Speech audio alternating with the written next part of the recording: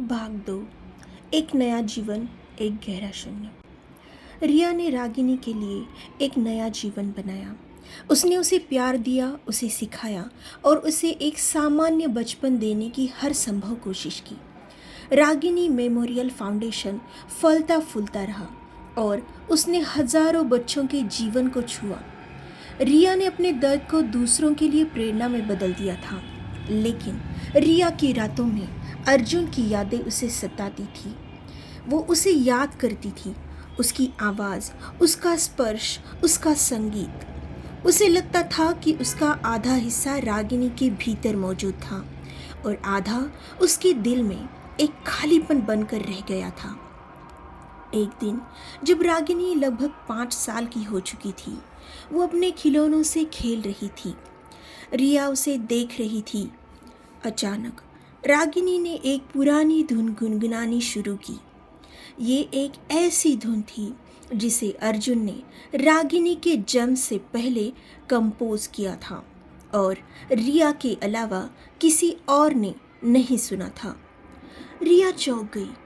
रागिनी, तुम्हें ये धुन कहाँ से आती है? रागिनी ने मासूमियत से सिर हिलाया। मुझे नहीं पता मम्मा, ये बस मेरे अंदर है। रिया की आंखों से आंसू आ गए। ये अर्जुन था। वो रागिनी के भीतर जीवित था, उसकी आत्मा का एक हिस्सा बनकर। ये एक अजीब, अलौकिक जुड़ाव था जो शब्दों से परे था। रिया ने महसूस किया कि अर्जुन ने वास्तव में स्वयं का बलिदान नहीं दिया था, बल्कि उसने रागिनी के भीतर अपना एक नया अस्तित्व पाया था। वो अपने बेटी के हर पल में उसके साथ था, उसकी मुस्कान में, उसकी आवाज़ में, उसके विचारों में। ये एक ऐसी अमर प्रेम कहानी थी जहाँ प्यार ने मृत्यु और समय की सीमाओं को पार कर लिया था। रिया ने रागिनी को गले लगा लिया। उसकी आंखों से खुशी और दुख दोनों के आंसू बह रहे थे। उसका दिल जानता था कि अर्जुन कभी उससे दूर नहीं गया था। वो हर पल उनके साथ था, एक अदृश्य संरक्षक बनकर, एक शाश्वत प्रेम बनकर। रिया और रागिनी ने एक नया जीवन शुरू किया जिसे अर्जुन के बलिदान ने आकार दिया था।